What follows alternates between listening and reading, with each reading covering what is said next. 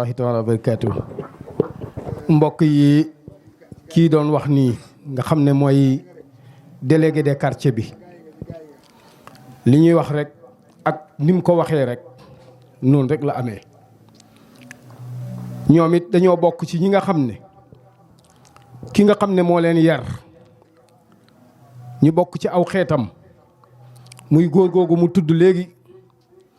gannaaw yàlla leeru koñ bii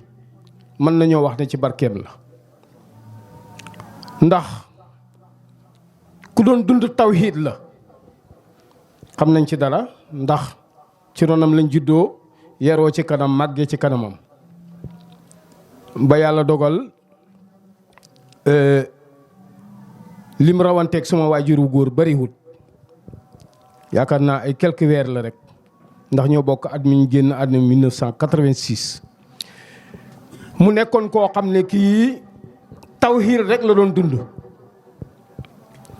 jaxasoo wutoon ak niti àddina yi ku wanoon àddina gannaaw la.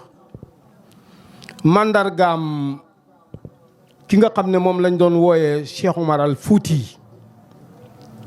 misaal moomu moo nekkoon ci moom la daan dundi. góor la woon goo xam ne gii liggéey ak jaamu yàlla ak jàng ak jàngale alquran ak toppoon sunna si yónnent bi sallallahu alayhi wa sallam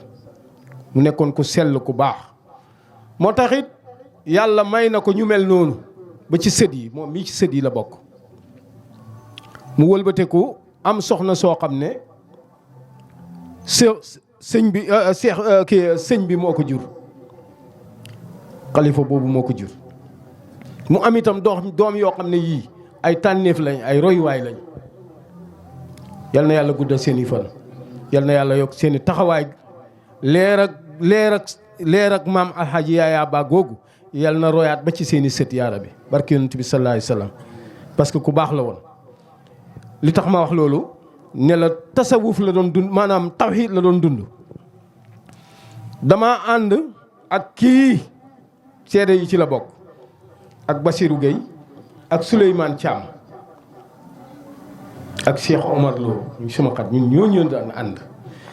ñu dem wëri samay tool bay retourné di ñibbisi am ci suma gaay yi ñu jàdd ci biir toolu mboqam bi ñu xool ko gis mu ñor ñu damm ci. am góor gu toppoon ci seeni kaw ci suñ kaw ba mu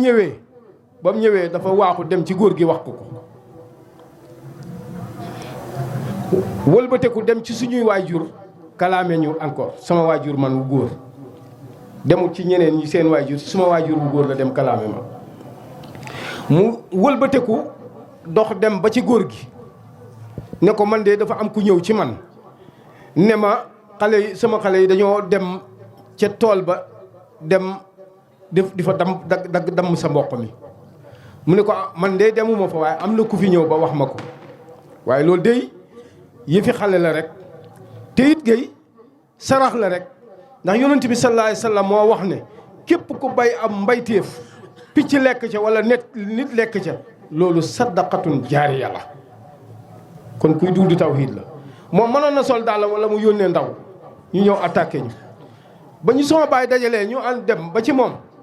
ma ne man sama baay sax bu ñëwee daf ne ma soo ci bokkee yow dama lay rey. ma ne ko alhamdulilahi rabbil alamin man de ba si léegi suma tànk dugg ci biir tool ña ma ca àndaloon ñu dugg ba ñëwee dañoo dem ci moom sukk jéggu mu ne wax ji de li ko indi fii mooy tànk Ibou Thiam yi waaye su doon man la su may tànk di ñëw fa ndax lekkam mboq ci mbayteef moo xam ne ay ndaw ñoo ko lekk jaraloon ma sol su may daal dem di akki seeni wuro ndax wóorul ma ndax suñ mbayteef moomu su ñoree man dana ma fi fekkam dit kon ñoom su ñoree ñu lekk ci sant yàlla la. loolu kuy dund tawhid moo ko mën moo tax ma ne la jaxasoo wutoon ak niti àddina yi parce que su jaxasoo woon ak niti àddina yi lu ko niti àddina wax rek loolu lay jàpp. moo tax aaya bi ma wax fii léegi ñi nga xam ne dañoo dégg kàddug yàlla te jàpp ko te xam ko ñooñu de yàlla xam na leen. moo tax mu jël seeni mbir teg ko ci siraatu mustaqim góor gi yal na yàlla yokk leeram